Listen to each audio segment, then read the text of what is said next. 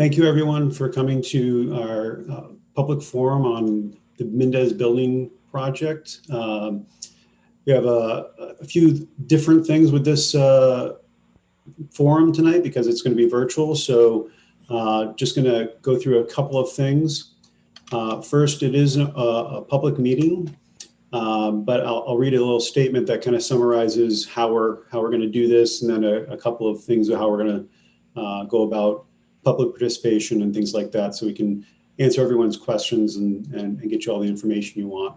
So this is something we read at a lot of our meetings. So pursuant to Governor Baker's March 12th order suspending certain provisions of the open meeting law, this meeting is being conducted using the Zoom conferencing platform, and all board committee members participating remotely. Attendance and all votes were done via roll call.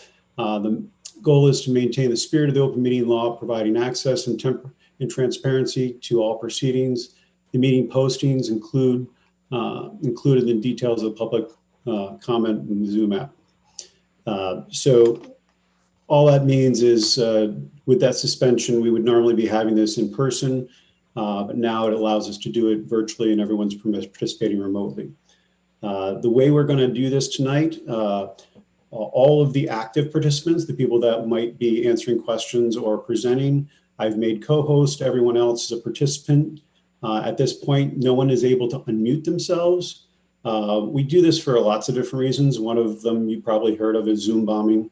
If people are allowed to unmute themselves or do things like that, then they can disrupt the meeting. We're going to go through the meeting. We're going to have a presentation.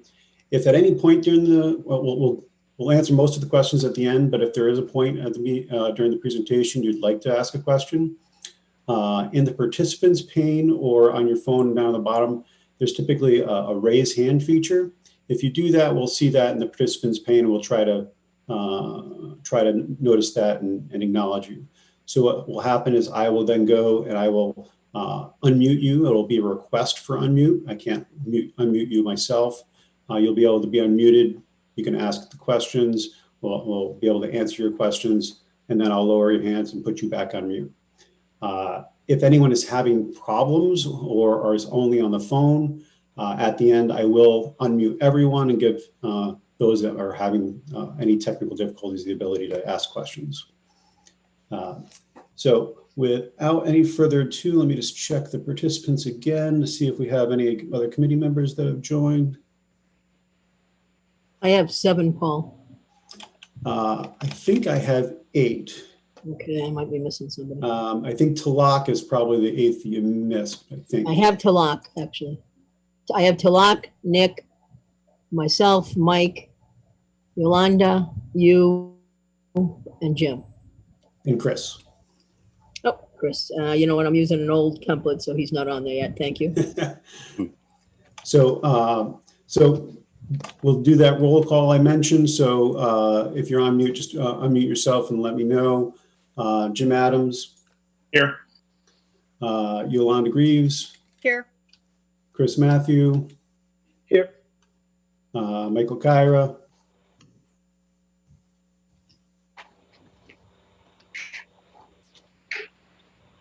I know you're here before. He's muted. Yeah, you can see you. I'm here. I was pressing my space bar. It wasn't working. Sorry. No worries. Claudia, I know you're here. Nick Diodrani. Here. And Talak, you're on, right? Yep, I'm here. All right. Any other members I would have missed? I don't see any. Okay. So with that, Bill, if you want to fire up the presentation. Sure. Thank you, Paul.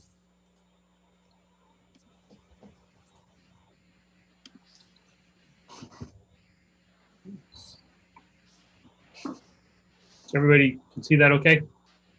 Yes. Okay. Perfect. Thank you. Okay. Just a quick agenda. We have introductions. We're going to go through some site planning, build-in organization and floor plans, MEP systems and sustainability, and schedule, and then we have some questions at the end. So without any further ado, I'll just launch right into it. Just a quick rundown of our building committee members. And then project team from Compass. Jeff D'Amico is not here today, but Mike Quinlan is, Lorraine Westman, and our design team. We have Kent Kovacs, myself, Bill Beatrice here, Eddie and Marshall from Simpson Studio, Ramon, who's presented here before from Simpson, Sarah Vaughn from Vanderwild, and Chris Schaffner from Green Engineers. And I think we can, we'll kick this off with looking at the site. And Eddie, maybe if you could kind of walk us through the site, review of the site and our proposed design. Yeah, and if I could ask Eddie and all the other active participants, if you could introduce yourself when you start presenting, that'd be great. Okay.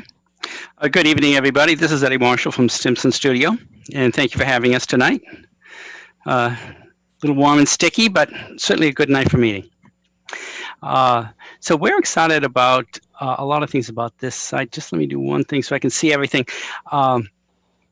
Just in terms of kind of how we're looking at the site and the overall site analysis, obviously with that southern exposure, it's going to get, the front of the building gets great sun. The back of the building actually starts to back up to that mature woodland, which has, great character. And when you think about how we've laid it out, we've really focused on what's it like to be on Concord Street, driving past this school, and you have this nice long view up to the main entry. But if you were to drive in for the drop-off, we've got a long, Ramona, you or Bill, can you kind of guide people through in terms of how that's going to work? So we have a really nice long and gentle drive up to the drop-off. So you swing around parking, and then you've got this long drop-off area for parents in queuing both in the morning and the afternoon. And you've got that, then you also have easy access to that parking. So the whole idea is that from the pedestrian side of it, everything's very clear. Then if we were to flip to the bus side of it, that's going to come in on taking advantage of that existing road that's there on site today. You're going to swing up past the wetland, take that right, and then you also swing up into kind of the heart of the site. So what is really nice about this is for both drop-off for either parents or bus, you're both in good proximity to the front door. Everybody can have good sight lines to the door, and also it's excellent separation of where the car traffic is versus the bus traffic.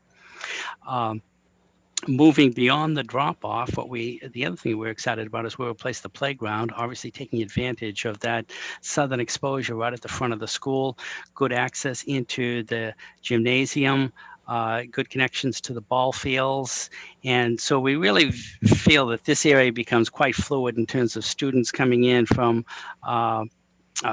either for gym or for, I know the last call they had talked about even the morning recess with folks outside. So it's a very active and well located both playground and ball fields. Then we would move around to the right-hand side. We have a series, what we're calling the outdoor classrooms, but that's really broken down into a series of smaller spaces. We've incorporated what you see, those bars there, those are actually raised garden beds, which would be really great to have kids getting out there and kind of growing anything. And I know sometimes the summertime it's a challenge, but I think there's some vegetables out there and some plants that if we kind of think about it with some modest maintenance through June, July, and August, they'd be looking good in September. And to further kind of expand on that outdoor classroom, we have a kind of a central area, what we're calling kind of the gathering area, which is right in this. It's that circular area. If Bill or Ramon, if you guys could zero in on that. So that would be really for maybe 10 or 15 children.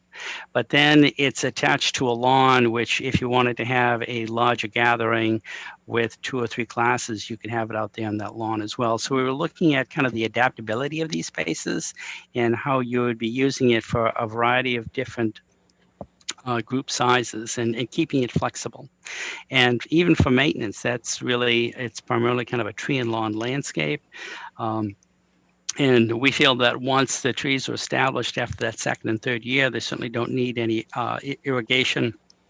And it becomes a very straightforward landscape to maintain.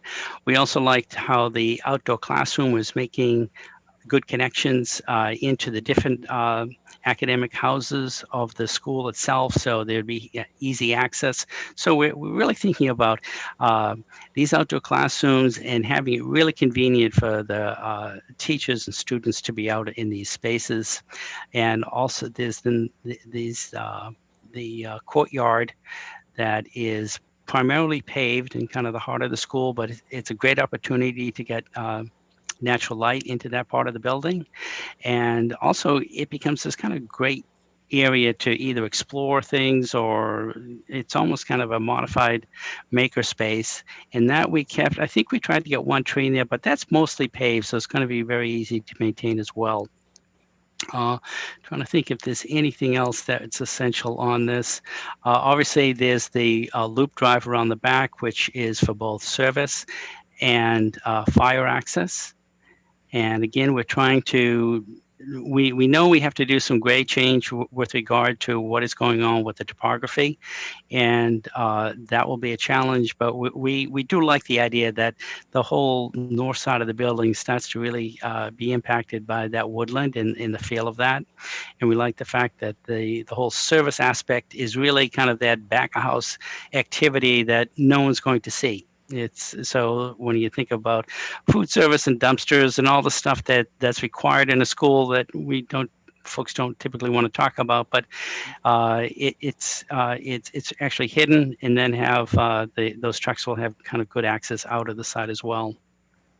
I think obviously we've kind of respected the wetland setbacks, and even for the isolated wetlands, we are obviously staying away from those. So I think in terms of both the siding of the building, the viewing opportunities, and then how the whole front of the school, you drive into this site, and the whole campus is really going to unfold for everybody.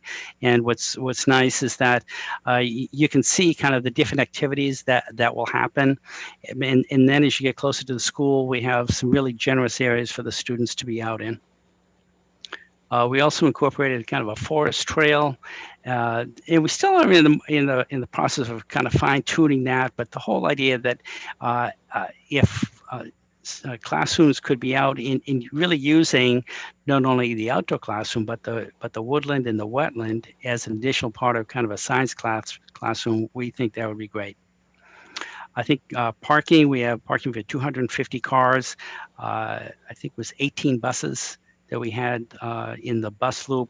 And the other thing that's great about the bus loop is that center core will be a bioswale. Okay. You want to remember?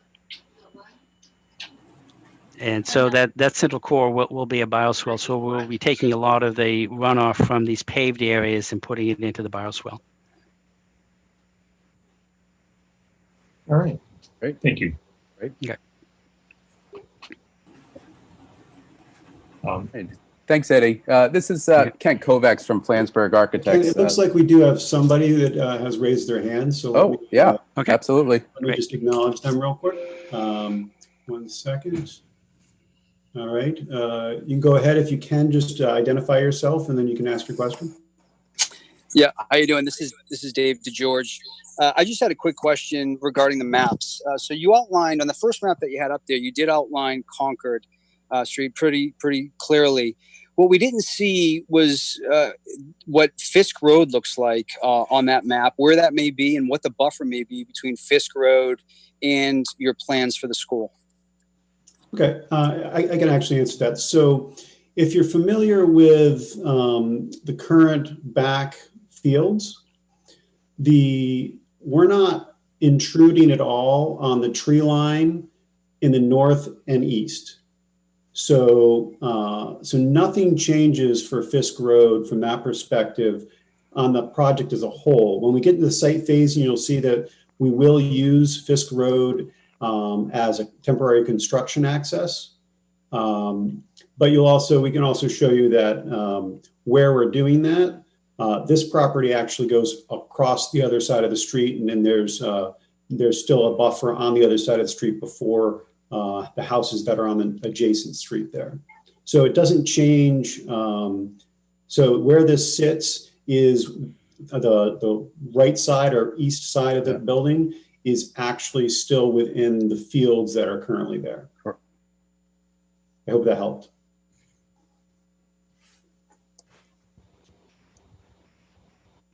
All right. So All right, moving great. on. All right.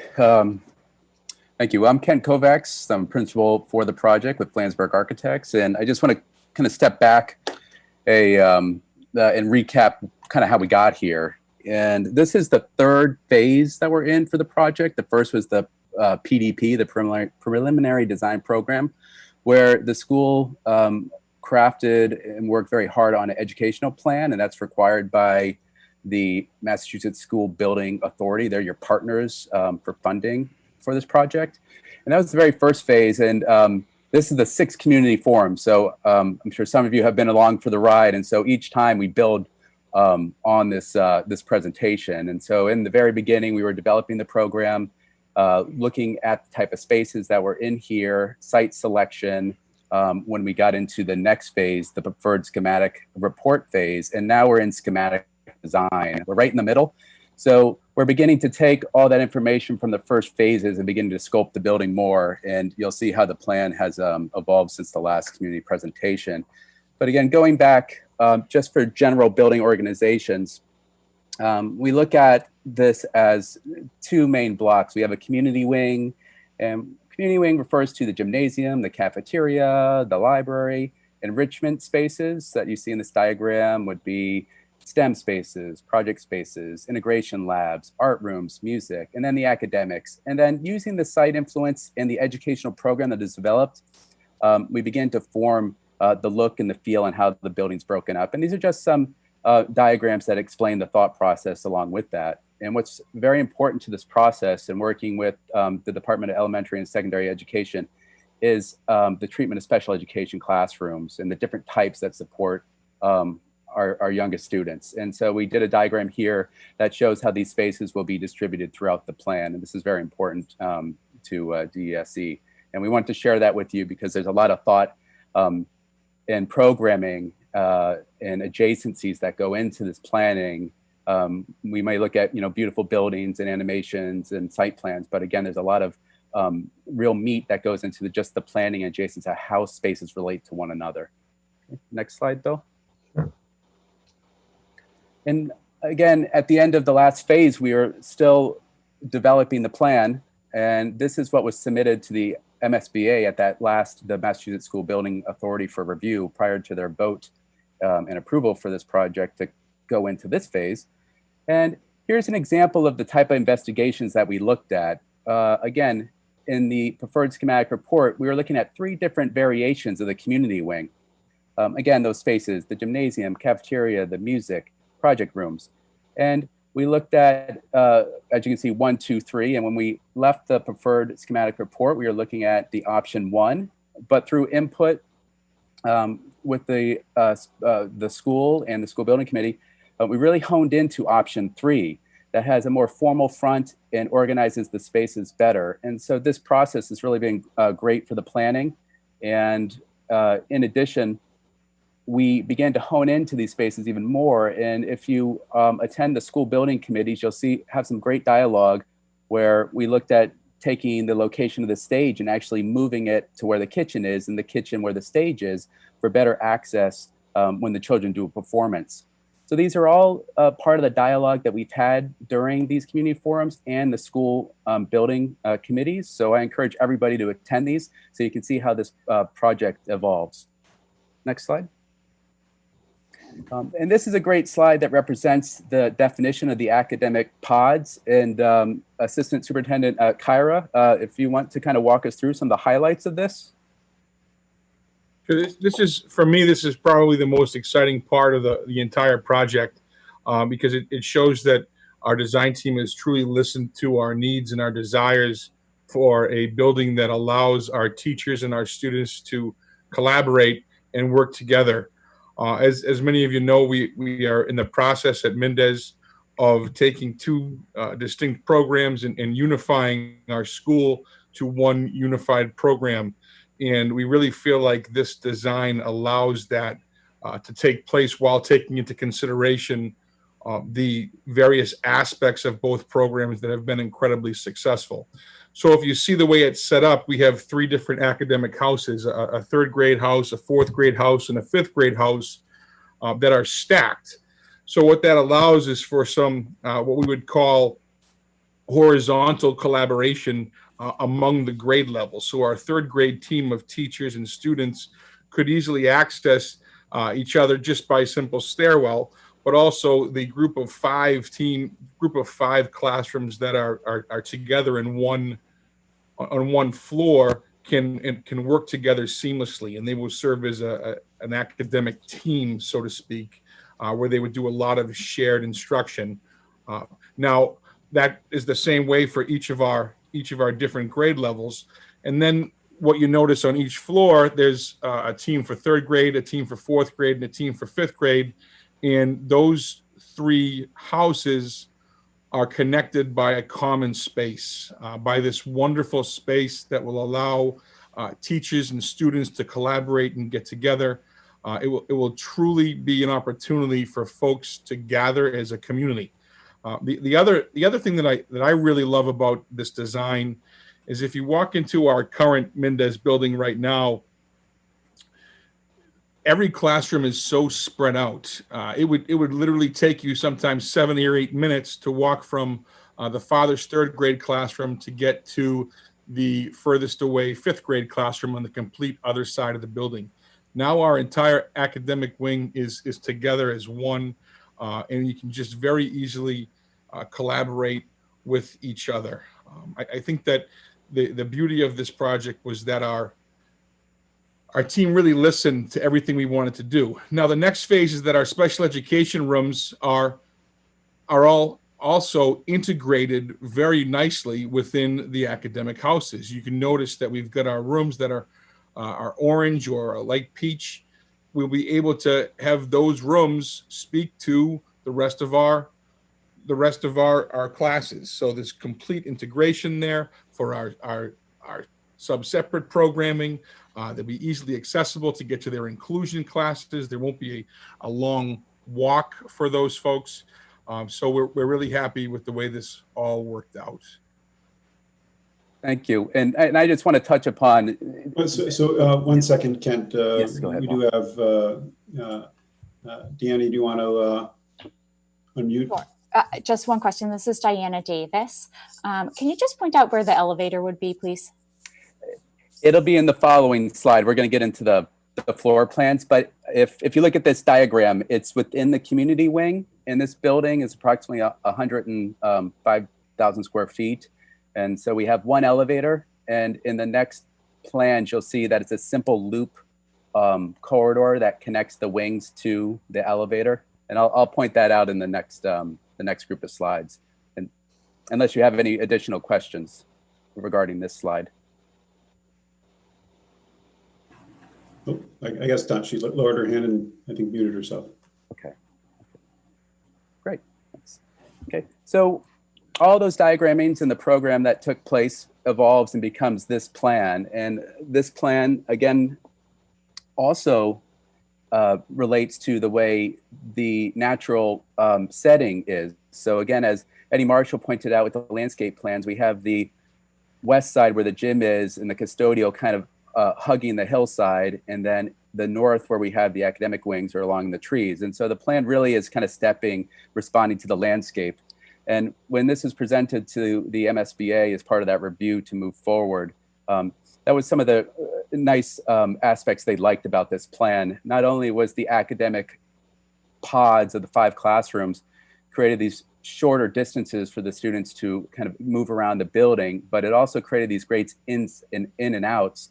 So there's a really nice connection between outdoor learning spaces and indoor learning spaces, and we're able to get really nice natural light into the plan.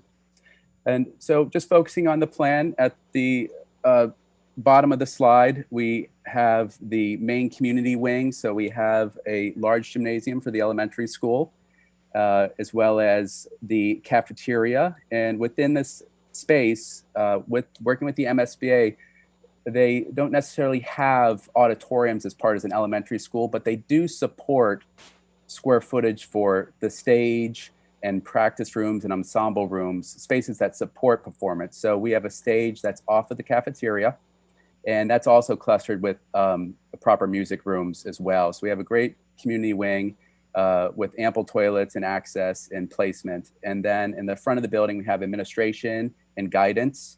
And then north of that, we have student and teacher support spaces, as well as space for the extended day program and wellness program. And then as we move deeper into the plan, we have the outdoor classroom that Eddie spoke about, and that becomes a real organizing element as we enter into the academic pods. And so here you can see the 3rd grade academic pod, 4th and 5th. They all have 5 classrooms with special education spaces distributed. And they're all organized around that common space. And the common space is activated with enrichment opportunities such as the arts and connection to the outdoor classrooms. And so in lieu of what you have right now at the existing Mindess, which is really a double-loaded corridor that kind of sprawls across your site, we're creating these educational opportunities and opportunities for interaction in every corner of the building. And that's one great part about taking some of the enrichment spaces and embedding them into the academic. Next slide. And then when we come to the 2nd floor, above the main lobby, it's really exciting. This is all about innovation. So you go up the stair, and there is the elevator that connected to the lobby below. And now we have a simple loop corridor that connects to the wings. And here you're greeted with the media center that is has a companion project in STEM space. And they have access to a green roof. And part of having these projects is taking advantage of opportunity in space. And having a roof sitting right there, and we're able to provide pavers and having planting trays is just another way to extend the learning environment to the outdoors. There's also some considerations where it helps reduce some of the stormwater load and helps with the heat island effect that Chris Schaffner can discuss later in the sustainability.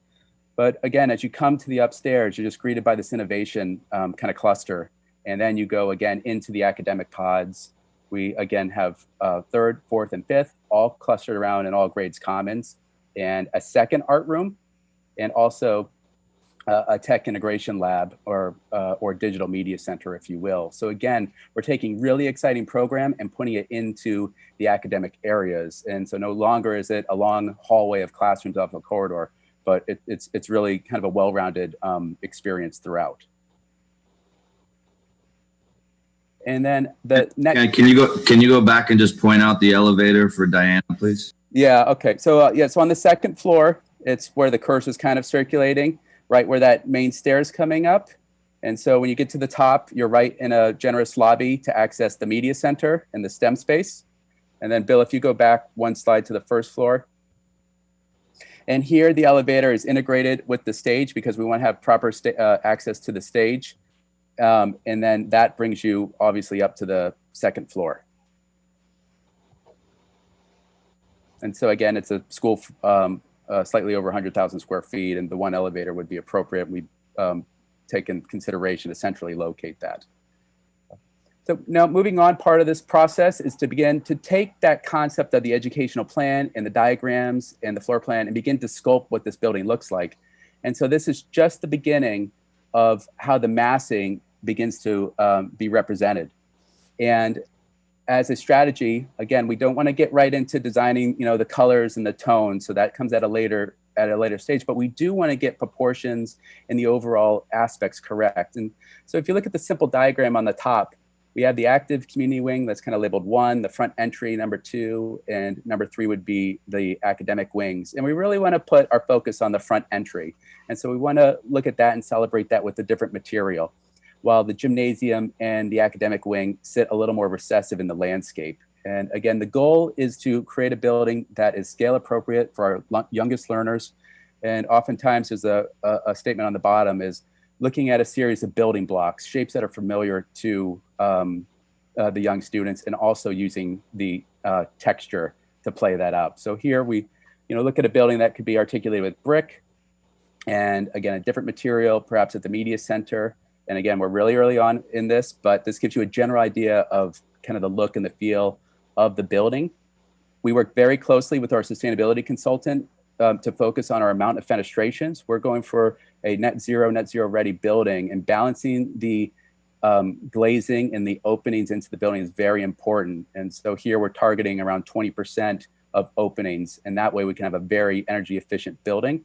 And it's a 2-story building, and we'll show you animation further on that shows the roofscape with photovoltaics that may be part of this process now and built into the base budget, or something the town may do after. But what we have is basically a flat roof on the upper level to accept those future photovoltaic panels. Next slide. And then here's just a close-up look, calling attention to some of the material. Where we are in the stage is building up a budget to move forward. And so you can see how the focus is on the main entry. And of course, we're going to look at elements that respond to the history of the town and what's really exciting about kind of the experience. We'll touch upon that at the end of the slide. But we're looking at traditional brick on the sides, getting natural light into the building, and perhaps a different material in the center. Here we've noted architectural precast. And if you're not familiar with that, that is kind of a stone-looking panel, very, very kind of elegant. And at the Warren School, that's the material that the clock is set into. That's a architectural precast panel. And you can see in this front entry how the scale is breaking down. Again, these are young students. We want to make sure the building is not imposing. And above that main entry canopy, you can see a glimpse of that green roof that we talked about earlier in the previous slide, where the media center has access to. And then we look at popping the entry perhaps with a hint of wood on the underside of the canopy. And oftentimes we look at a synthetic wood that's very attractive and is very durable. And again, that's a goal, that we want to provide materials that are tested and very durable with low maintenance. Next slide. And then this is a look at the east elevation coming from the academic classrooms and those gardens. So you see the ends of the 2-story brick wings, and then the student commons beyond. And then if you're within the building, you can imagine looking out to the gardens and the outdoor classroom beyond. So again, these are very simple drawings, and they're to represent the massing and the fenestration and just kind of a look and feel of the building. But we will be developing this and sharing this with you at future presentations as the exterior palette gets more defined. All right, so I'll take any questions. I know that was a lot, if there are any. And if not, I'm going to turn it over to Sarah Vaughn from Vanderwall Engineers. And that's followed by Chris Schaffner from the Green Engineer, our sustainability consultant, to talk about our building systems and our strategy for a very efficient building that targets net zero. Sarah? Thanks, Kent. So my name is Sarah Vaughn. I'm the project manager for Vanderwall Engineers, and we're doing the mechanical, electrical, plumbing, and fire protection design for the building. And so as Kent has noted, this is a very efficient building. So not only are we looking at a high performance envelope and trying to really reduce our internal loads, but we also want to make sure we're specifying very efficient mechanical and electrical equipment.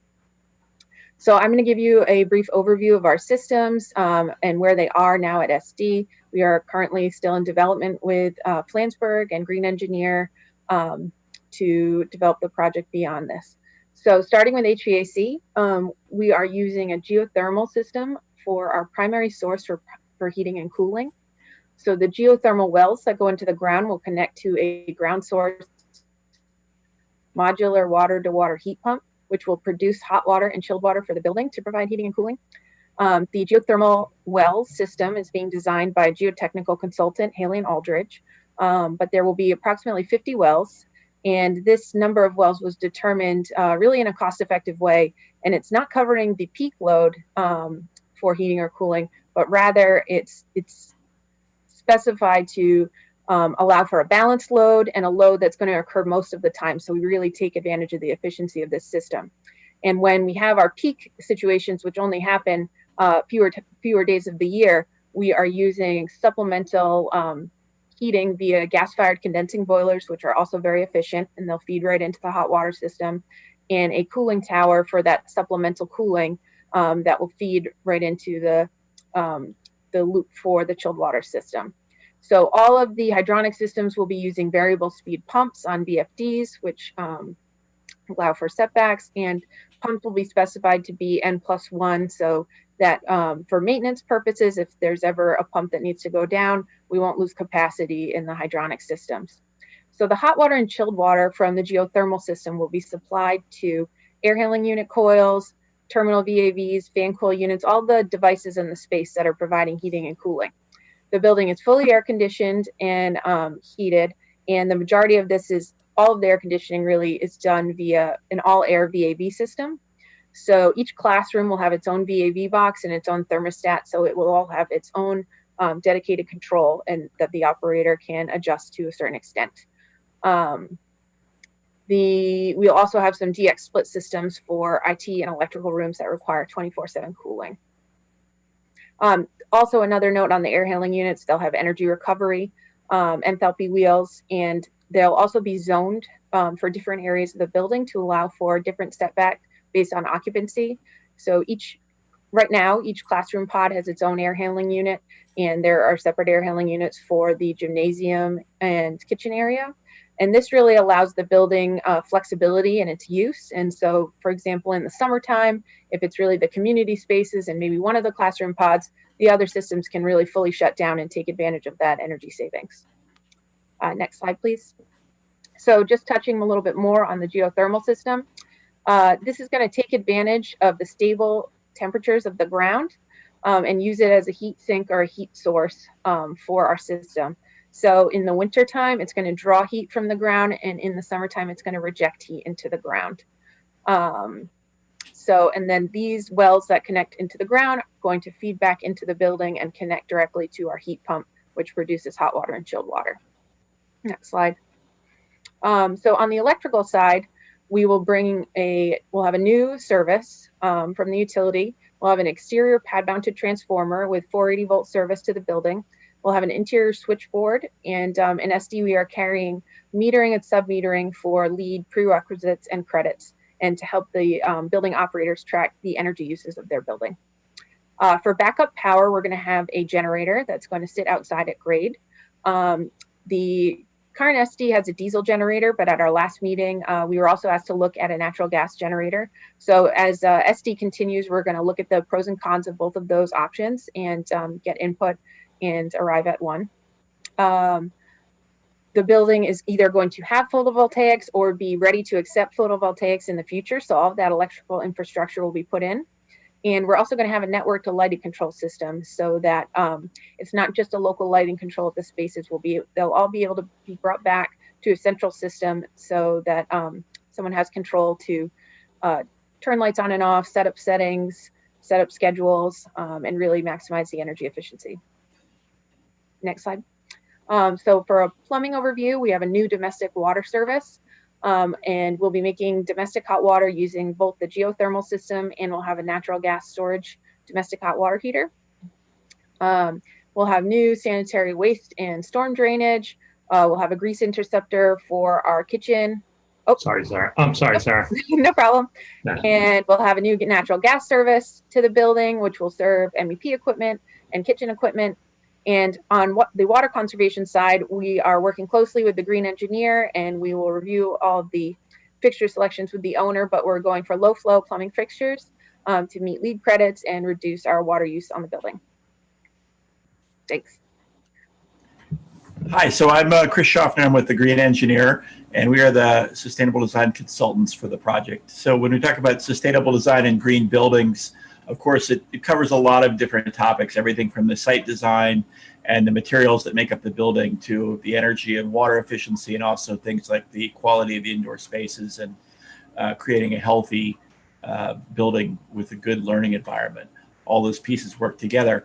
The MSBA, the Mass School Building Authority, that's going to help fund this project has some minimum requirements. And so we're going to meet all those requirements by being LEED certified, and for the 2% additional funding, a building that's going to be 20% better than the state energy code. But the town of Ashland has set goals far beyond those minimum requirements, and we're implementing various strategies to meet or exceed those goals. And the primary of that is the energy efficiency of the building. So we're designing a building that will be net zero ready, and should the project choose to incorporate solar as part of the project now, it will actually potentially get to net zero energy and carbon in the building. We do that by starting with a very robust building envelope. So we have the right amount of glazing, not too little, not too much. We have insulation values in the walls and roof. We look at triple glazing, and we make sure the building is well sealed and doesn't have a lot of infiltration, a lot of unwanted air leakage. And that makes the systems smaller, so we can reduce the cost of the heating and cooling systems.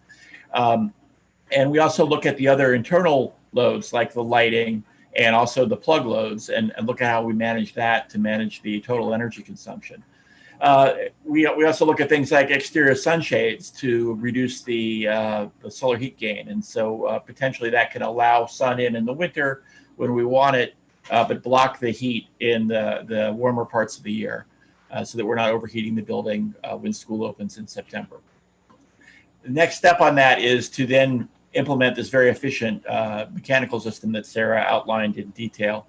And a key part of this is that the primary function here, the primary operations, will be electric. We're going to have gas there available, but it's primarily an all-electric building, which then we can offset that with the photovoltaic panels potentially on the roof, as you see in the image here. You can see the whole building has been oriented to the sun to maximize the opportunities for daylight while being able to control the solar gains.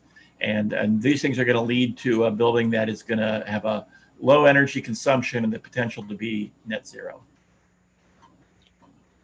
Thank you. Looks like we have Diana has another question, so go ahead, Diana. Yeah, I'm sorry. Can I actually go back? I have a question about the HVAC. And Sure. Paul, you and I had talked about it, about nursing.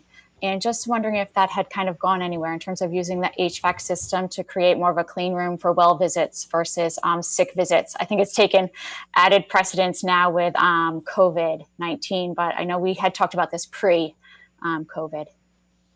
So you're talking about having a separate room for well and sick? Yeah, or you and I had talked about using the ventilation system to kind of even create a kind of airflow if it was one space.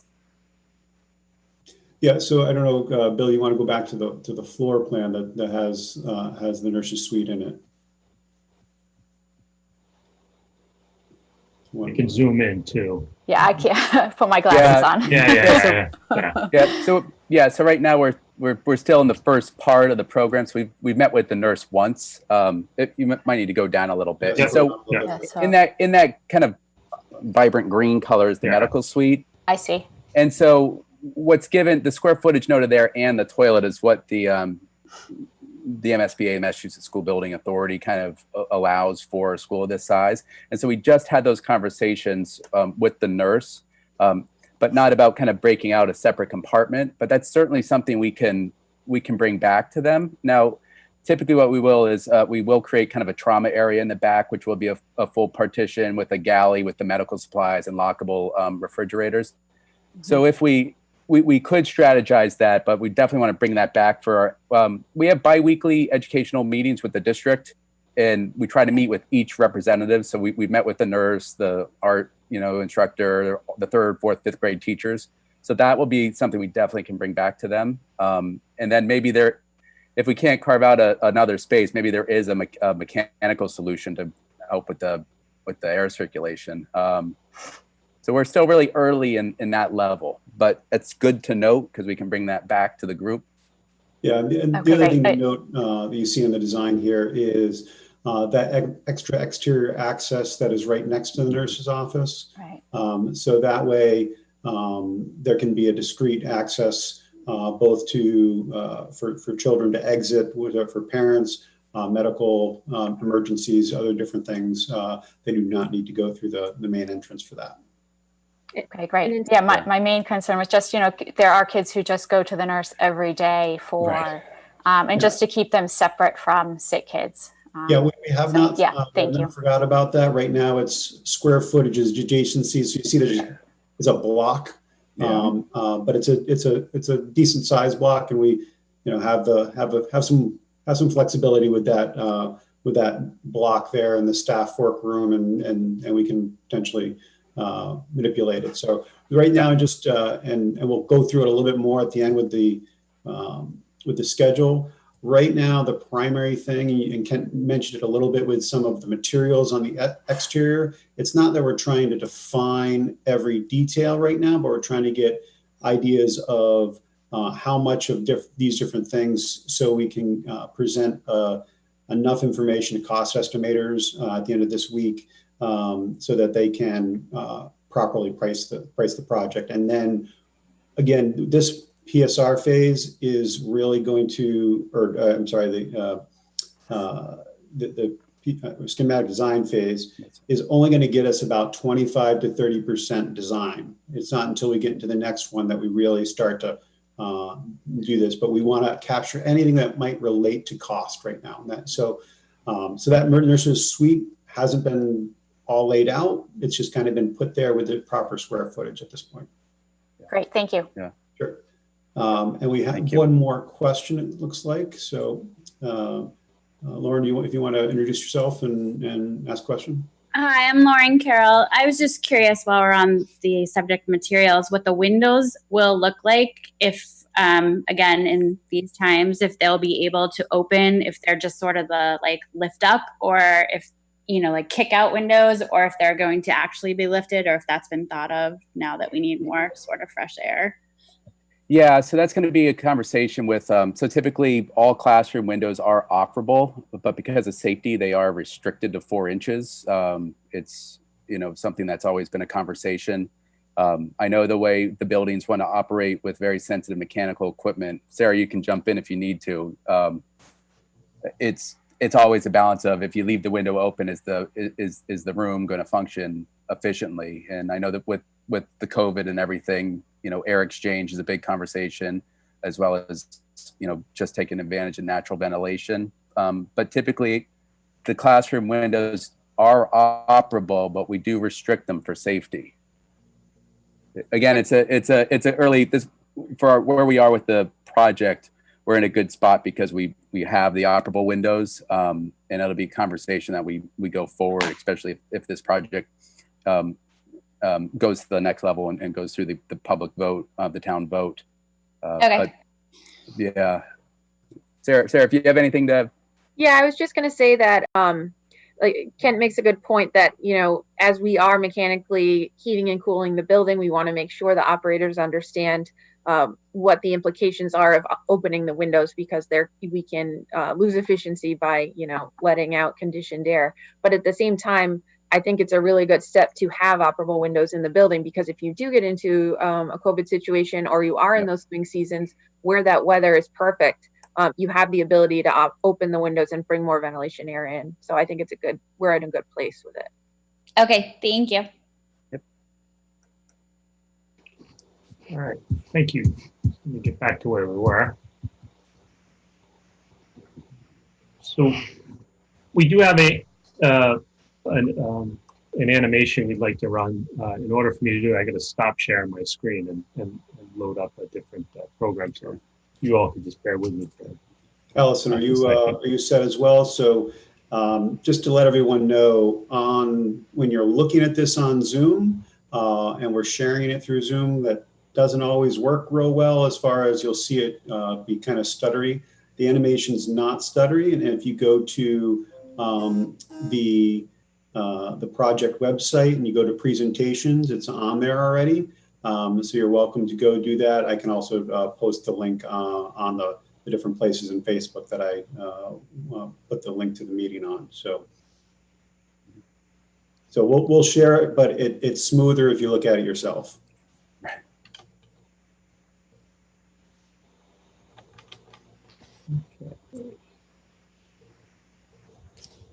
And this is a good tool just to get a sense of, you look at the 2D plans and kind of the diagrams, and this pulls it together. And again, we're still at that kind of 25% without all the definition, but it really gives you a sense of the scale of the school and especially a lot of those landscape opportunities.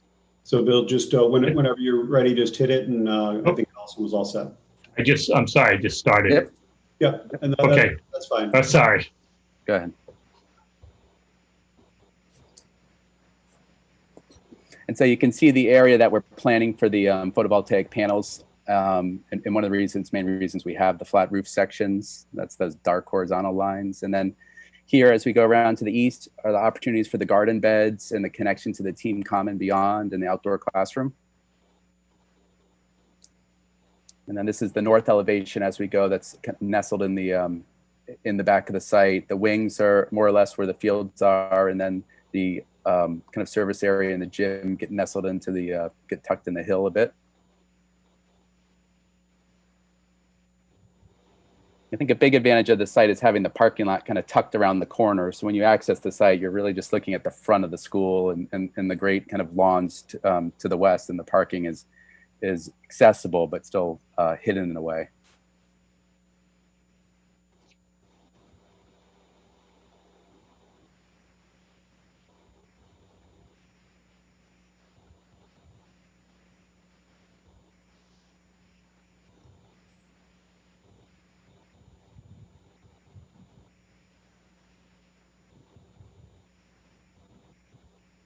And just to highlight here, we have a baseball and a softball field. And then in the center, you see that dedicated bus loop that's separate from the cars. That's going to help negotiate that traffic.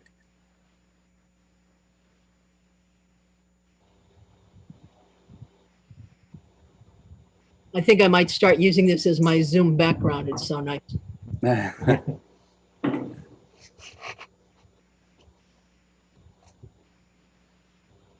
And so this is the real approach to the front of the school, and there'll be an area for flagpoles and the playgrounds and the fields to the left, and then everybody kind of comes in at the same entrance. And again, this is something we're working on, but that gives you a real sense of kind of the feel and the opportunities that's kind of been developed over the last 6 months as this project really begins to take shape.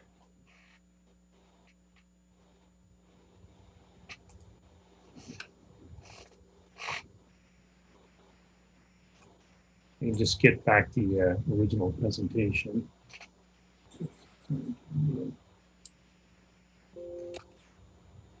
So for anyone that does, if you saw my posts on Facebook with this, I did put in the comments the link to that animation if you want to bring it up yourself as well. And hopefully you saw the people that are watching this via the WACA streams.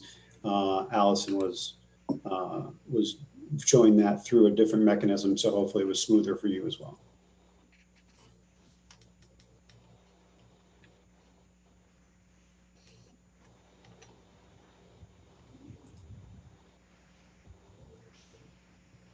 Bill, are you able to put that show back? Oh, there it goes. Yeah, I am. Yep. Just give me half. Yep. So yep. So that's Perfect. where we were. And so the next slides we have are really trying to capture. You got to see kind of the plan evolve into the building and some of the materials we're talking about. In the next phase, and what we want to get going over the next couple months is like capturing that experience and making sure that we capture what's great about the Mindess, but even promote it more. And Principal Bennett and Assistant Superintendent Kyra, if you want to kind of walk us through some of these images, because I know you can speak passionate about all the great stuff that happens there. Sure, I'll jump in. You know, in the down in the bottom left there, that's our current gymnasium, which we're going to still have a very good sized gymnasium. And that happens to be a place where we all come together as a community. I think that particular slide is one of our Mindess Marathon events that we celebrate with the 26.2 Foundation and community members who are runners in the community. And then, so we're going to have still a beautiful gym and really even more beautiful, but still the heart of what happens in the school will happen in this beautiful new facility. And then in the hallway up above, we're saying goodbye to 5th grade students who will be departing that day to go on to the middle school. Again, I think that if you talk to certainly adults and students, they do talk about the community feel that we build in the school, and just the whole idea, as you know, Mike addressed in terms of the building and the academic pods. You know, we're just going to be able to now have a building that also physically represents what we do with our students and our staff every day in making it a great place to be, to learn and grow, as I like to say. And the bottom right, we have our very own Batman, Dr. Kyra, and his daughter celebrating one of the days. One of the activities, you know, that we have at the school is the spooky run, where teachers dress up and scare students. Isn't that just every student's nightmare? But in the fields in the back and through the trails in the woods. And you know, one of the really special features I think about this school is it is a beautiful property, and just the effort that has gone into maintaining its beauty, and really the way that it works into the hillside. I really have loved the way that's developed, because we will still be able to run through the woods. So that's that slide, but certainly it is the Mindess Experience. And I think, you know, I've had the opportunity to talk to many students as they graduate the high school from our district, and one of their greatest and fondest memories is certainly the mud run. And so that will continue in the future. And again, we'll have the woods to run through and get a little muddy, and invite our fire department over to spray the children down. And that's really a special way that we come together with our larger community. And you know, when you see the firefighters who are sometimes at the scenes of sadness, they get such joy from the opportunity to connect with our students. And of course, there's the back of the building, which again, we have really a luxurious background out there with the huge field and our hardscape for students to play foursquare and basketball. And the fact that that's still something that we will move out into the front of the school, but still be able to provide our students, again, just because of what this property really brings to the whole educational experience. Yeah. Great. Thank you. Thank you. Mike Quinlan, I don't know if you could walk us through the schedule. Sure. Mike Quinlan, Senior Project Manager from Compass Project Management. And just wanted to give you all a quick recap of sort of how we've gotten here today and where we're going in the near future. So we've shared this timeline with you before. And as you'll note, those sort of green stars along the way are community forums where we've shared presentations and gotten feedback from the community. You know, starting off by, we brought on the design team back in August of last year. So we're almost a full year in since then, working with Flansburgh. And we worked our way through some of the initial phases with the MSBA, known as the PDP, or Preliminary Design Plan, where we really kind of define the issue on how this project's going to be evaluated, what's the design team challenge in terms of solving the problems. And then the PSR is really where they start to solve the problems. So that phase started in late last year and early this year. That preferred schematic report was submitted in May and approved by the MSBA board just last month in June. And then we are at community forum number 6, which is that green star just before the schematic design report. So we are preparing to submit the schematic design report in September, and that would go to the MSBA board in October. And then the MSBA board would then vote to approve that schematic design. We'd be looking at a special town meeting. We probably, as you can see, we do have a community forum planned before that special town meeting. But the special town meeting will occur in November, and then followed up by a town ballot vote should the project be approved through both of those measures. And it would be funded, and we would proceed into design development starting in early 2021. If all goes according to plan, we would start construction about probably about a year after that, depending on which procurement process we choose, which way we procure a contractor. And then the plan is to have everything done and completed, and the school would open in 2023. And then there'd be some demolition of the existing building and some other miscellaneous site work that would occur after that, which we'll show in more detail in future community forums. And just to add a little bit to that, Mike, Yeah. You can imagine with everything that's going on right now, some of the items on this schedule are a little fluid right now. We don't know exactly when a town meeting will be and that ballot vote. These dates were put on before March into the schedule. So obviously they will need to be adjusted as necessary. The ones that are not really movable are the MSBA dates and those submission dates that we must hit. We'll also probably look to have another public forum, probably another one before we submit for SD. That one we'll have the pricing back and things like that. What's also not on here is the tri-board meetings that we'll look to have with both the select board and FinCom and school committee to have those boards be able to look at this, have a robust conversation because we will need those boards to also approve this project going forward.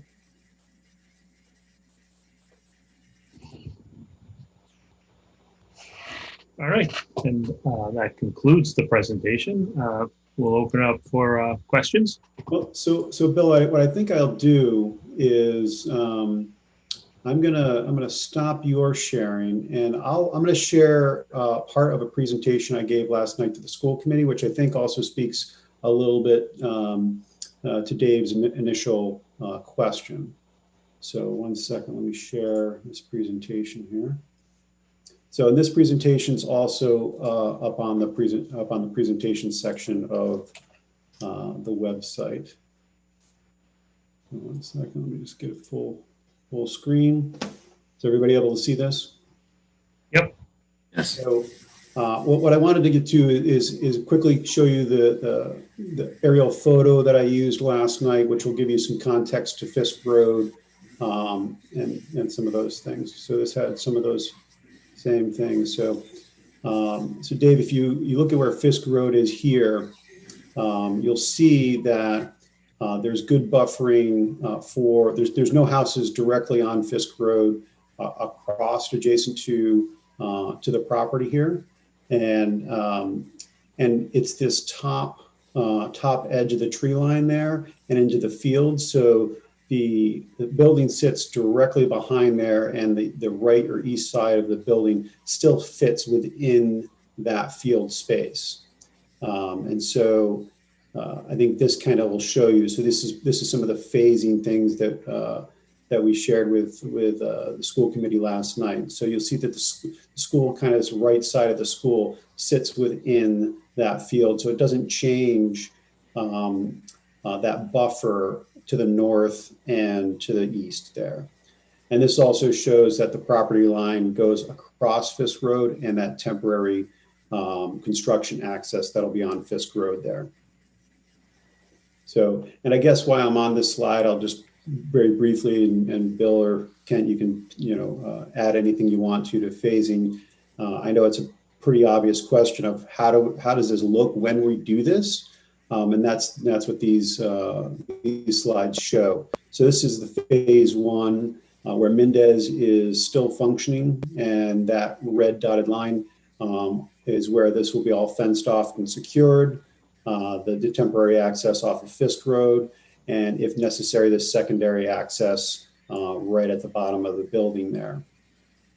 During this time, obviously, the back fields are not accessible, and the playground will be not accessible as well. So for outdoor recess and things, that front field will need to be utilized for outdoor time. So, and the dates are up in the top right-hand corner. Again, if you want to look at this presentation in its full, it is already online at the building committee project site in the presentations. So in phase 2A, now the new building has been built. And what we'd really do then is demolish the old building, and that temporary construction access for that those summer months become the main temporary main access to the new building while that demo occurs and the rest of that first parking lot and loop are completed. And then in phase 2B, this is what is going to look like when school opens in 2023.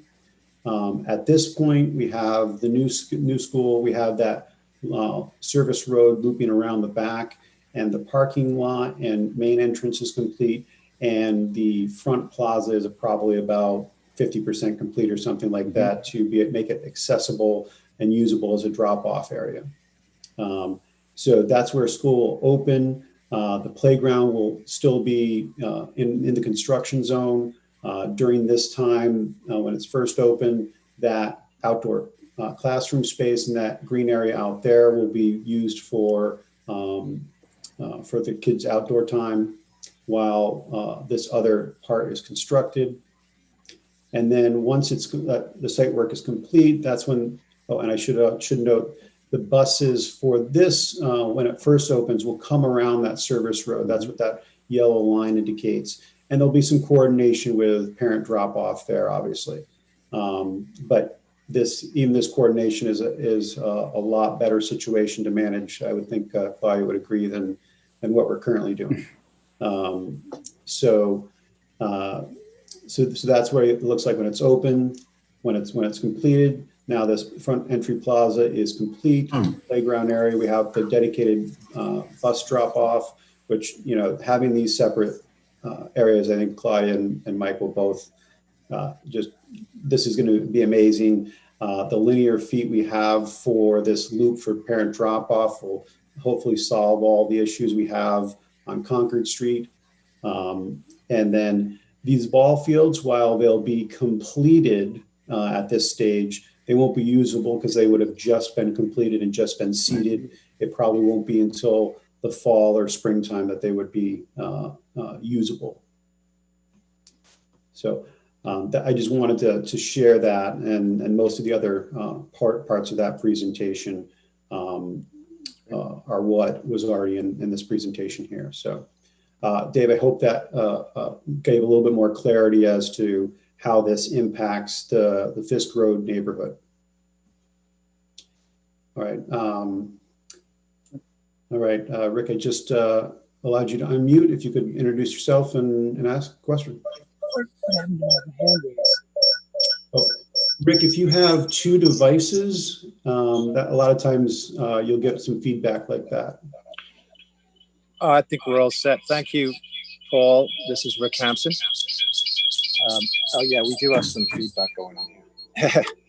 So first of all, I want to thank the school board, the school committee for the work you've been doing. You guys are volunteers, and it can be a job, I know. So thank you for what you do. My question is around this preferred auction. It's a fact that Corona has created a lot of uncertainty around the future budgets for all towns, our town, and the state. Importantly, we don't know what the complete effects of unemployment, business closings, and the unforeseen factors. These will likely affect Ashland's ability to collect taxes to pay for this and other projects. And when we have the other project too, the $30 million public safety building. So with that much uncertainty, does it make sense to move forward with the same timelines of this project, or pause it until the dust settles, or B, to choose that lower cost renovation option, which I did some math, and it's $32.8 million less than the $85 million preferred option. And additionally, I'll note that the lower cost renovation option provides the same student capacity of 635 that the $85 million new building does. So why, during this unprecedented time of uncertainty, would we look to spend that extra $32.8 million to provide the same capacity? Now, if there's an argument about that extra $32.8 million will lead to better academic outcomes or social emotional learning outcomes, I'd love to hear it, but I'm just having a tough time reconciling how we justify that extra 33 million in this just complete unprecedented time of uncertainty. So I'd love to get someone's feedback on that, please. Sure, no problem. So I won't get into the numbers because I think you're probably taking a very early number from one and comparing it with a later number of the other. But one of the other considerations with the renovation, that was construction costs in there. It didn't take into account when you do a renovation on the building, you displace the students. And so when you do that, you have to put them somewhere. All that temporary, whether it's modulars or wherever we're going to displace them to is not reimbursable at all by the MSBA. So that would be 100% on the town. And I can't keep me honest here. I don't recall. It was a long time ago when we were trying to get an estimate of that cost, but it was significant. And I can't recall the numbers, but if we added those in there, the delta was only, it was in I want to say $4 million difference or something like that. It was very negligible difference. And so even that building doesn't, it looks very different. And if you're asking, I think myself, and I'll certainly let Claudia and Mike chime in, our ability to deliver better academic outcomes, better community feel, better everything in both from the students' perspective and also a community asset perspective, it's night and day. So we wouldn't be getting all the things we're getting with this. And again, I'll look to Kent to maybe he has the numbers more handy. Before Kent chimes in, I actually have the numbers, Paul, if you don't mind. Okay. And I think there's a misconception here. It seems to me that the numbers Rick are comparing is the new build, which is the option that was chosen, and the base code option, otherwise known as option 0. Okay. That is not the same capacity. That is just a matter of bringing the existing Mindess school up to accessibility code, et cetera. It does not increase the capacity to the same level. So I just want to make sure we're clear on that. Is not and I'll add that option, the way that it's presented, utilizing the existing building, we're not meeting state standards for spaces. That's why we use it as a base, and it would be an option that would not be supported by the MSBA for reimbursement.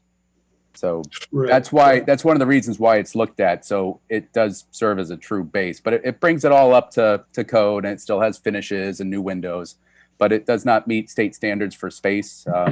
And especially when it comes to special education, you're deficient in that. And that's one of the reasons why the MSBA does not, they won't participate in that option. That would be on the district. Right. Yeah. So Rick, I think what you were looking at, and thanks, Mike. I think that makes more sense to me now.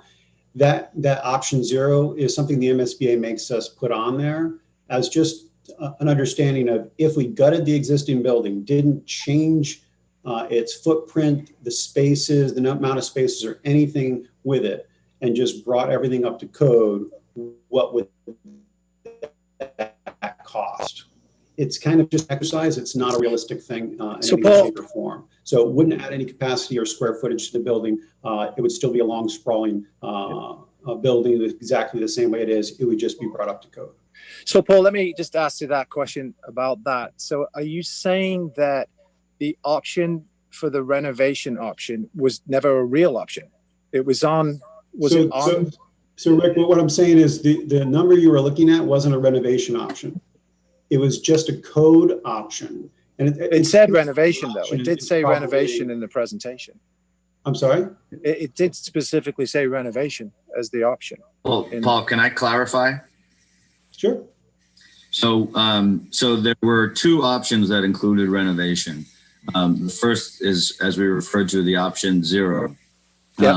What that is it's renovating the existing building, but as Kent noted, you're not increasing the size of classrooms. You're not adding any functional space. You're only allowed to add some space for mechanical systems or things like that to bring the building up to current codes.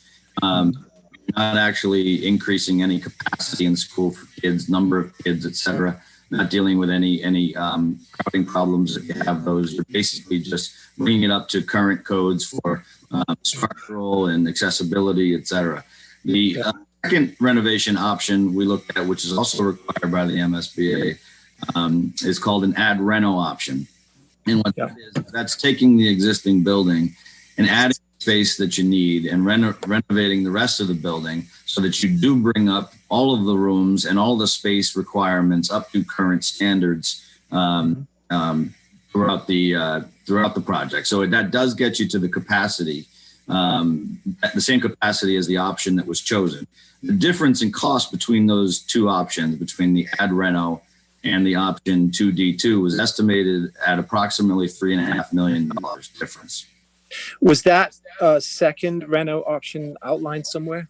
Yes. Absolutely. Yes, there's a history of it. Is that on the presentations on the website? Yep. And I'll be happy to send you all those afterwards, Rick. That's fine.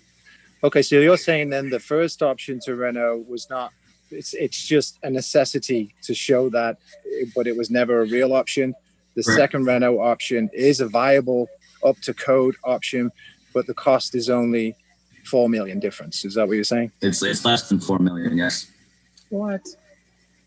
Yeah. Is there a break?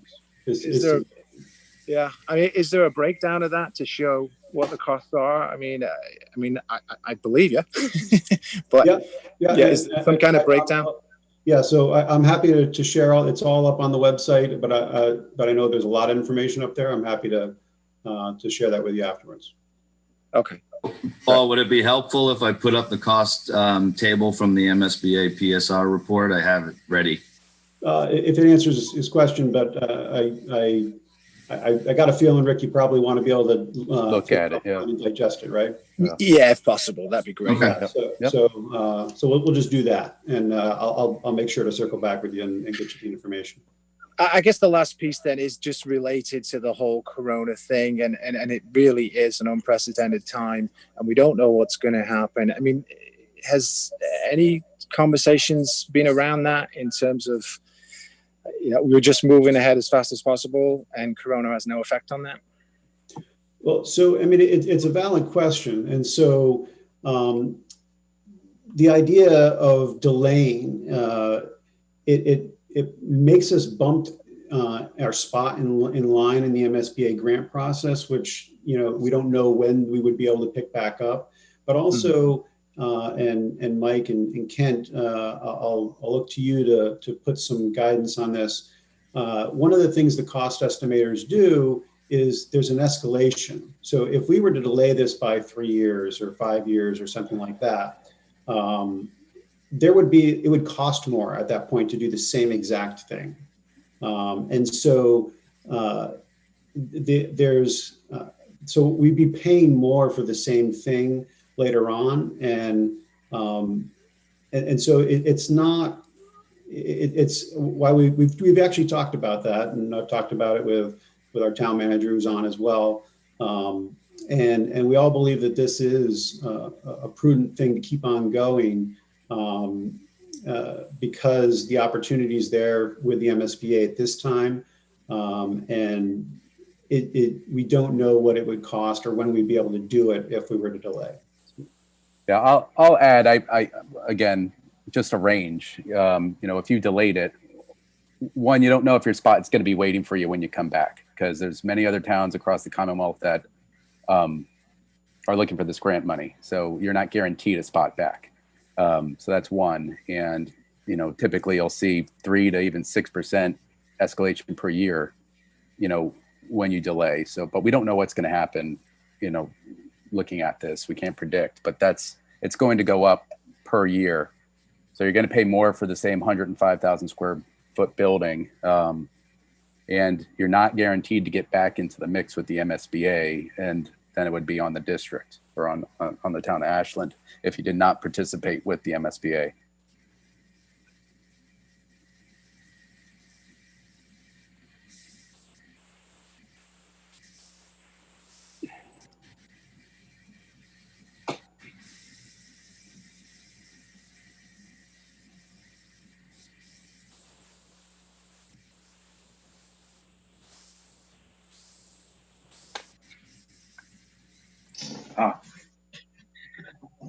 Paul, I assume that means you want me to talk. Oh, wait. Okay. Can everybody hear me okay? Because I'm having a hard time now hearing everybody else. Yes. Okay. Sorry. Hey, Rick, how you doing? So, Rick, just like everybody else, I appreciate the question. We're probably going to answer it from different angles and perspectives, but if we don't receive the same question from different people over the course of this conversation, I can guarantee you a lot of people are thinking it. Just to kind of piggyback a bit on what has already been said with regards to cost escalation, just to give you an example, when the town was first serious, or at least talking seriously about a new public safety building, the cost was around $10 million, and that was in 2008.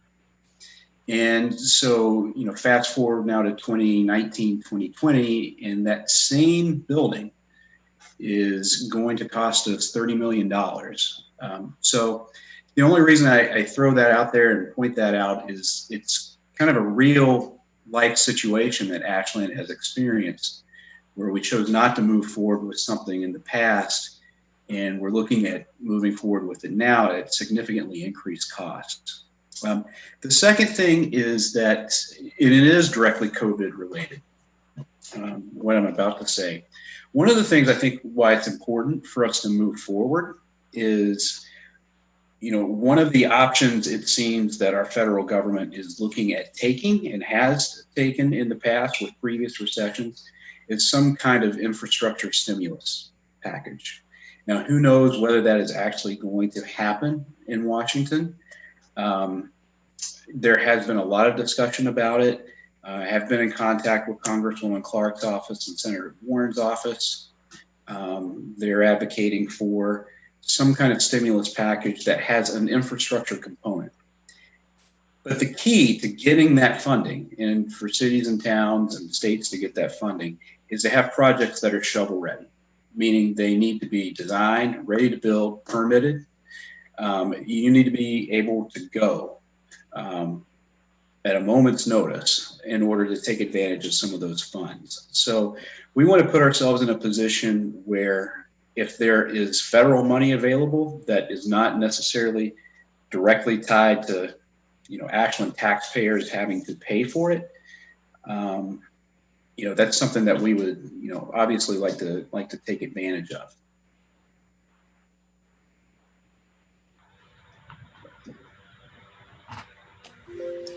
Thank you, Michael. Mm-hmm. All right. I am unmuted now. Thank you, Michael. A lot of that makes sense, and certainly in terms of the staying in line and stuff. I mean, I think the cost estimation is based on what's happened in the past, right? And I get that. But there's no guarantee that'll happen in the future, right? There's no guarantee because we don't know what's going to happen. I mean, the economy is in a tough shape. We don't know if it's going to get better rapidly. could be, and I don't know this, but there could be contractors that are, you know, willing to do work for less money. I don't know that, but I'm just saying, to say that it will cost more money if we wait, I think that's a bit of an assumption, probably a good one, but I'm just saying it is assumption. Sure. Thanks, Rick. You know, if I can just jump in too, just from, and I think Yolanda could talk to this point as well. You know, for around 50, I can't even think now, right around 15 years ago, a little bit more, we looked at building a high school. And the first time around, we didn't get the community out to vote. And so we did not, we're not able to move forward. Less than a year later, we brought the community out again and voted, and we were able to move forward. During that time, our percentage of reimbursement went down. The cost of the building went up, and this is less than a year later. And we indeed lost, not only did the cost of the building go up, but we weren't able to build fields. We weren't able to do a few things, have a preschool, all things that we have since had to address in one way, you know, way or manner.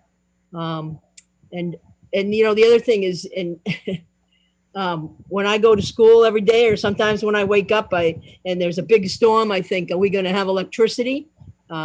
We pushed our building, which is well loved and well used, to its limits every single day, with the number of students that are in there. And just, you know, electricity comes to mind. It's an easy one because the amount of technology, you know, Rick, the amount of technology that we have compared to, well, we had none in 1954.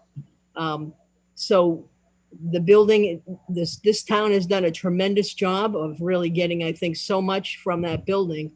But I know, as my friends often say to me now, when we talk about it, they say, you know, Claudia, we needed a new building when our kids were there. So, and I get the uncertainty of these times. It's certainly from an educational perspective and what our kids are faced with.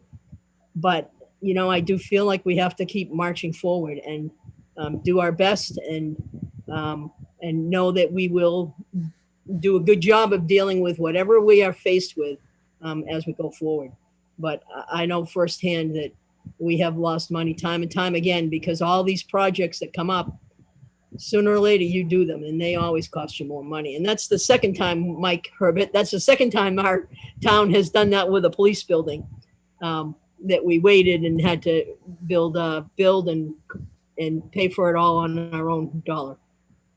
Yeah, I mean, Claudia, I think you brought up a couple of good points that there's two other factors to it. When we're invited back, if we were invited back, if we were to pause, we got a good reimbursement, base reimbursement rate.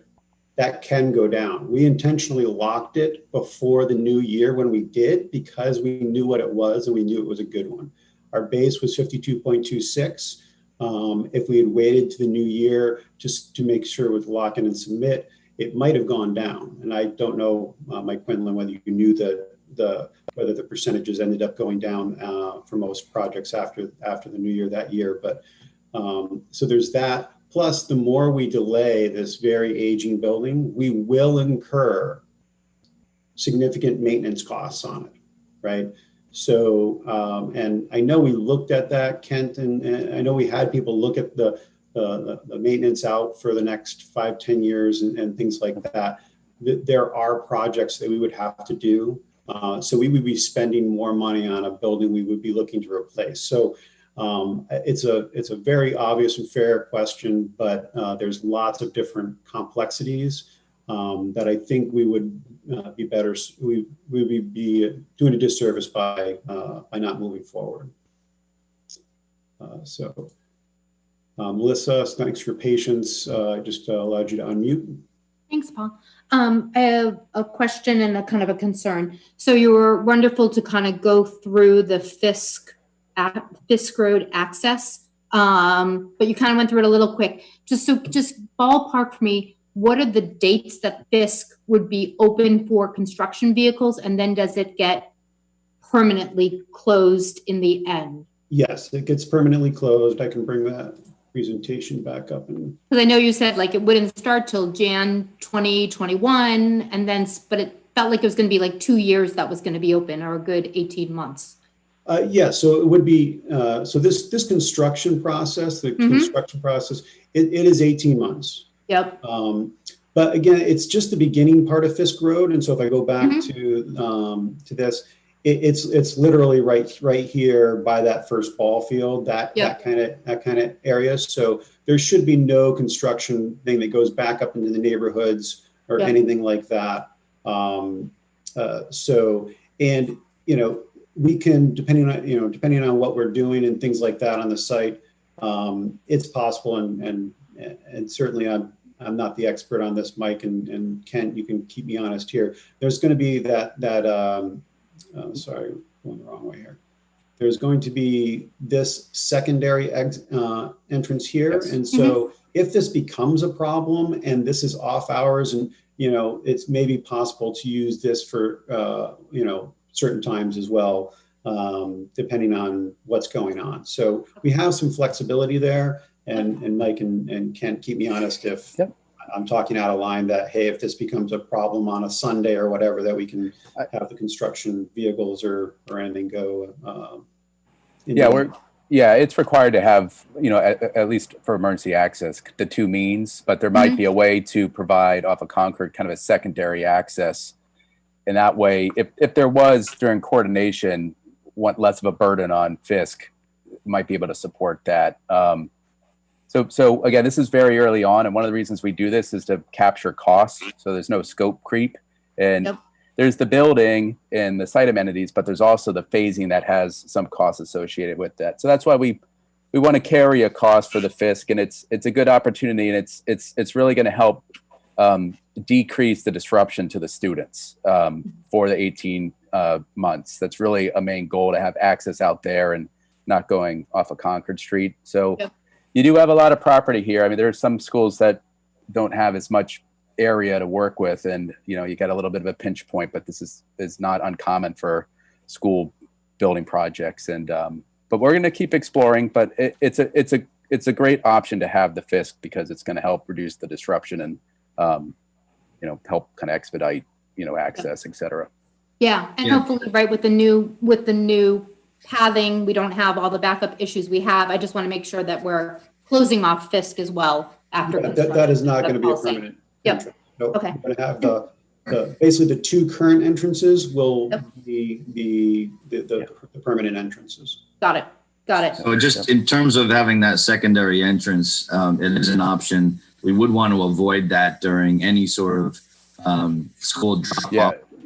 That's really just a bad recipe to mix construction vehicles with kids. So we would only use that for times when there were no kids present, no parents present, no buses, etc. Oh, that's good to know. Thanks, Mike.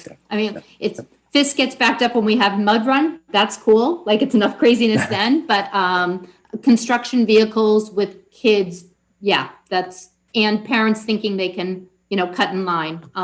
Thank you. Oh yeah. So this is going to be a secured area. There's no way someone can come in there and think they're going to get to the school.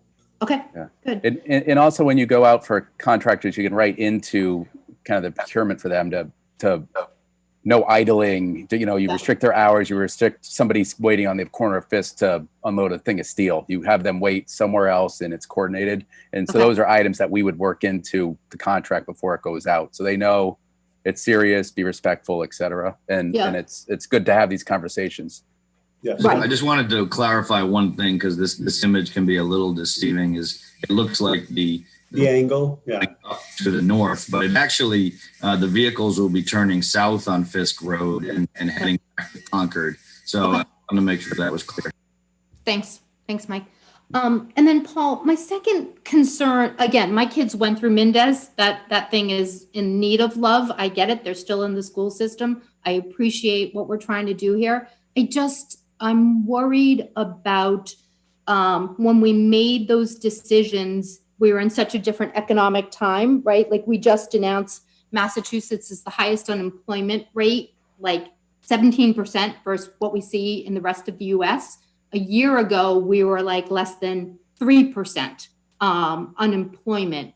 And maybe this is for the town manager as well. We already had to make adjustments for people for late payments when unemployment wasn't as bad as it is now for their taxes. How are people really going to be able to afford this tax increase that we're asking them to? And then on top of that, the public safety building. Like, I'm just concerned. We have, what, 15% of our population are seniors. Like, I know we need to do it. Do we have to spend this much money? Can the tax base really afford this? So I don't know, Michael, if you want to take the first stab at that, because I think that goes a lot into your court. I will take a stab at it. And Melissa, thank you for the question. And I think it is a good point. I think when a community is debating any of these projects, there is a value proposition attached to it. And certainly there is going to be an expense associated with it, but you look at what you get in return, and individuals and individual households are going to have to make that choice and make that judgment based on their own circumstances and what they think is important and what they feel is important. And, I don't want to say that people who do not support, the public safety building, or who will not support the public safety building or the school, are anti-school or anti-municipal. These are really unconventional times that we're living in. Having said that, what we have tried to do is we have tried to structure this and structure the finances and the costs associated with this project to align with this increased cost, to align when the debt service, which is, the payments associated with previous projects, are coming to an end. If that makes sense. So, our goal is, if people, and I don't have the exact figure with me right now. So if the average homeowner right now is paying $230 a year for debt excluded projects, and we have things like town hall and the community center and the library renovation, those were financed as debt exclusions. Those are coming off. We would be adding this on, and our hope is that we would keep it as close to that $230 amount as possible. I don't think we're going to be able to keep it right there. I think it is going to be over, but we're going to try to minimize that overage as much as possible. So when you start hearing us talk about this is going to increase the average tax bill $180, or $300 or $400, because we do need to think of these projects collectively. They are individually, but I think we desperately need both of them. We also need to start thinking, we need to talk about this, what actually is coming off the tax rolls as well to help taxpayers afford this. So that's not, like a net number, 180, we'll have to do some calculations and try to present a couple of scenarios while, understanding that they're hypotheticals at this point. So if I'm understanding you, I think the numbers I saw was like for our average home in Ashland, the school one would cost us $438 something was the number I read, right? So ballparking another, I don't know, 170 for public safety, you're at 600. Is what you're saying that I wouldn't see 600 because I'm going to have other stuff roll off my tax bill? That is correct. So the amount of your tax bill that is dedicated for debt excluded projects, some of those projects will be coming off your bill. Yeah, that's probably the best way to say it. So that wouldn't be, we would have to talk about what that means in terms of the average taxpayer, right? And the average tax bill. So instead of $600, it might only be going up $400, right? Or $350. I don't want to minimize the fact that that is still an increase. And, it's, again, still a value proposition that, needs to be discussed within individual households. But I think you bring up an important point. We need to talk about the offsets as much as we're talking about the increases. Right, right. Again, what I want is our town to be able to say yes because we can afford it. So again, can I come eat in that cafeteria and hang out on that roof? Because that is just a gorgeous building. Mrs. Bennett, rock on. That's awesome, that space you're gonna have. But I'm worried, right? We're at almost 1 out of 5 people in Massachusetts unemployed. I'm worried about our town's ability and our taxpayers' ability to pay for it. And does it have to be 83 million? Do we need the Cadillac? I want our town to say yes, because I know we need it. And I'm worried that we can't afford what we would love to have. So I think you brought up a good comment there as well, Melissa, when you said the Cadillac, and we're really excited about the project, and I'll let Kent chime in as well. But to be clear about what we're doing, you can design something that is exceptionally flexible, exceptionally functional, flexible, and looks really good, using the right materials and things like that. And so we're not having all the, most of this is the lower cost materials. And so we've been carrying certain costs along for the cost estimations along the way, just so we would be able to, we would much rather have a conversation about a cost coming down than an increase. Mm-hmm. But by no means, while this is a fantastic space, it's not indulgent either, or any of those things. So Ken, I don't know if you want to comment on the design process through that. You're on mute, Ken. Sorry.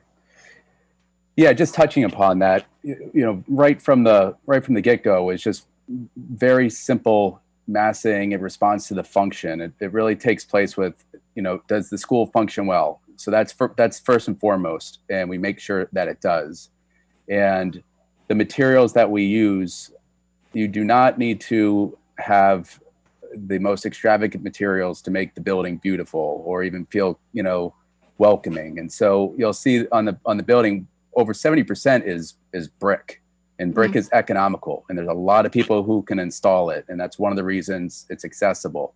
There are a lot of public schools out there that you can look at what they're putting on the building, and they are, I would say, extravagant. There's a lot more glass. I think this exercise of trying to get net zero ready is actually a great exercise because it tests us to meet a lower level of glass that we wouldn't have necessarily in another building. I mean, typically it's around 25%.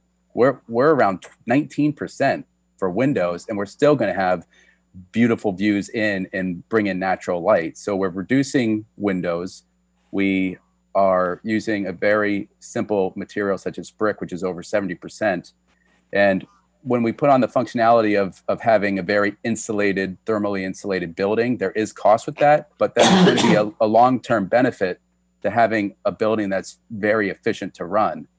Because of the amount of insulation and some of the building systems that do come at a premium, but you're going to have overall a very building with a low operational cost. And Chris or Sarah, I don't know if you have anything to add when it comes to the building systems. I know there's a high price point for building systems, but again, it's the efficiency that's going to be the long-term payback there.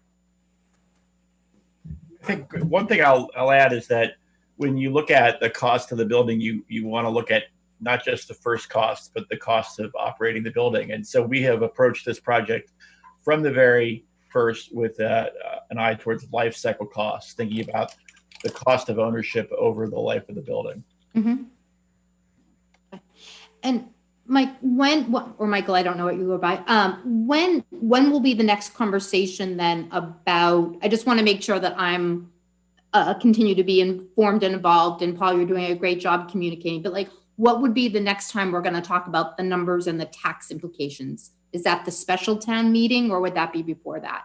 So the numbers relative to this project will be before that. So we're looking to submit. So this schematic design phase we're in right now is all about getting us to enough of a design where we can provide cost estimators enough plans so they can cost the building for us accurately. And that number then can go to the MSBA and to the town, and that will be our budget we carry.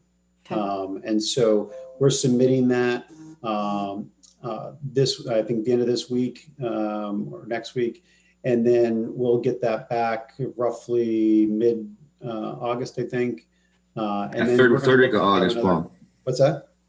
By the time we get through reconciliation, it'll be the third week of August. Third week of August. So we're going to look to have a public forum after that, and then we're going to also look to have 2 tri-board meetings. That's the meetings with FinCom, School Committee, and Select Board, where we'll have those numbers to discuss. And so at that point, we can also then have more in-depth conversations with Michael and Brittany and how this plays into the other fiscal constraints we have and things like that.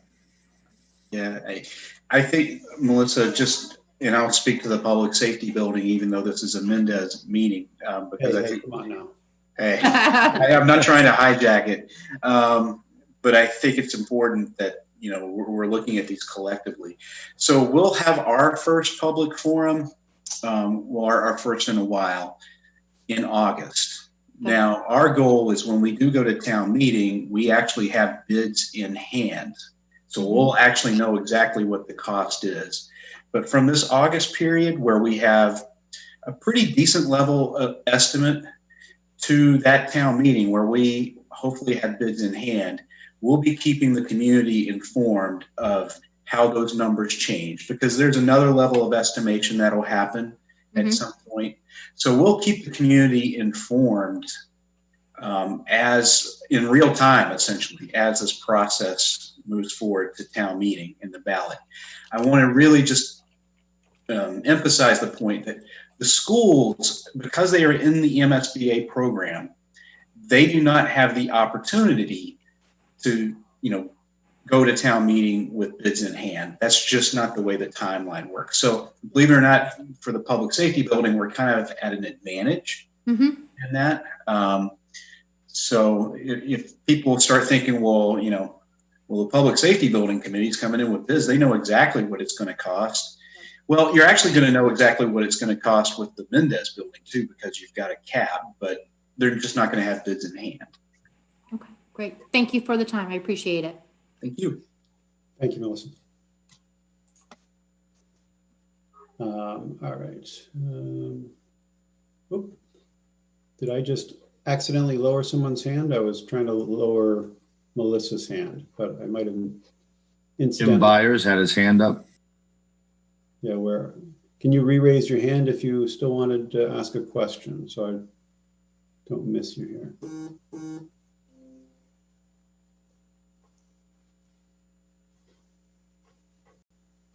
All right, I don't see. Oh, there we go. All right. Why am I not seeing it unmute? I do not, well, it's not showing that you have a microphone. Oh, there you go. Now I can let you unmute.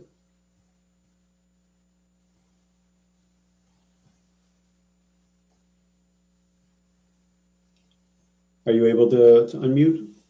Let me click it again here and make sure you're, there you go.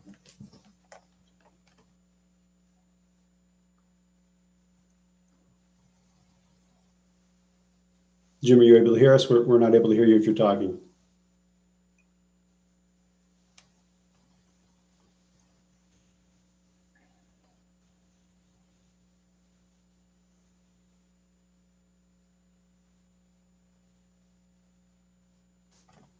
I did that once before already. Oh, there's a lot of back. There's a lot of back feedback and some echoing there. But sorry. Might be better. Go? Go ahead. Okay, my question is, there's been some drilling on the Mindess property, and I'm just curious as to what that's all about, and is it in any way, shape, or form connected to the project at all? I missed the first part. Maybe He's asking about the drilling, Paul. Okay. So as I believe Sarah mentioned, the HVAC system here is going to be a geothermal. And part of the design of that is the drilling of one of the wells. So we call it a test well, but it will become one of those geothermal wells. And so they do that phase. So I'm just gonna mute you real quick. I'll allow you to. Oh, I think you just muted yourself. Okay, great. So what they do is they've just drilled it. I believe they've just installed the loop system in there, the quad loop in there. And then what will happen is the sub-consultant can come in and run some tests on it to determine the efficiencies and capacities of that well. And then they can design the well field to determine. Right now, the 50 estimate is really just a ballpark, and what how our well performs will allow them to be, finish that design. And Sarah, you unmuted, so I'll let you take that. No, I think you explained it perfectly. So what they're doing is exactly what you said. They're doing a test well because the ground is different everywhere.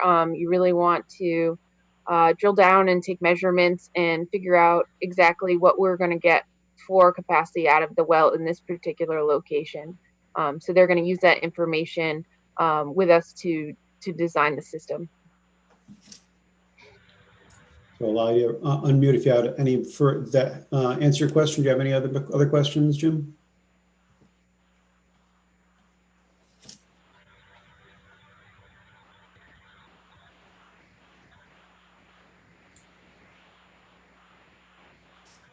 All right. Doesn't look like you're trying to unmute, so I'll slow your hand. Do we have anybody else that have any questions? And it doesn't have to be a question. We're really looking at this point for any comments. If you something you really loved about it, something you really didn't like. One of the things we've talked about in our last couple meetings is related to what kinds of things will make this building Ashland, right? So right now we've been so heavily focused on figuring out the form of the building, the shape of the building, the spaces, the adjacencies, the materials, so that we can meet the deadlines for getting an accurate cost estimate.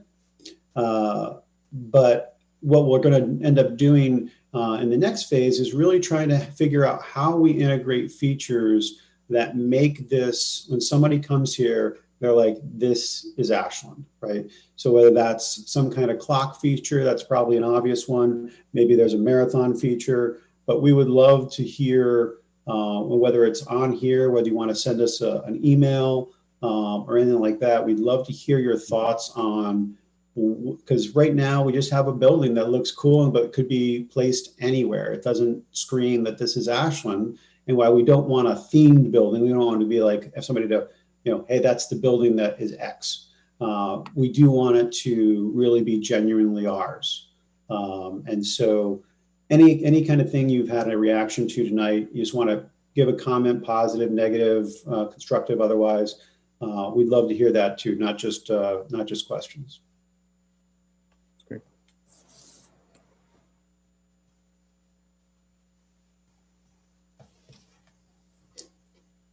All right. Diana, go ahead.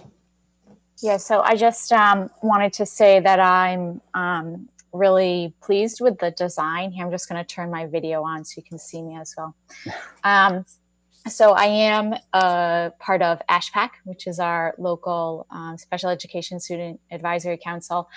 And so I just, in looking at the design and looking at some of the earlier designs, I like the fact that the PT/OT space has been moved from behind in like the service area to actually be pulled out and actually be more integrated into the school kind of learning area. So I really appreciate all of the detail in terms of where the spaces are put and putting the special education classrooms, again, kind of in the midst of the pods. I think it really speaks to the focus in Ashland about an inclusive education experience for all our children. So I just want to thank the committee for working so diligently to kind of keep all of those factors in mind. And I've been able to see through the process some of those changes that have come out of it. So thank you. I appreciate that, Daniel. That's great. Mm-hmm.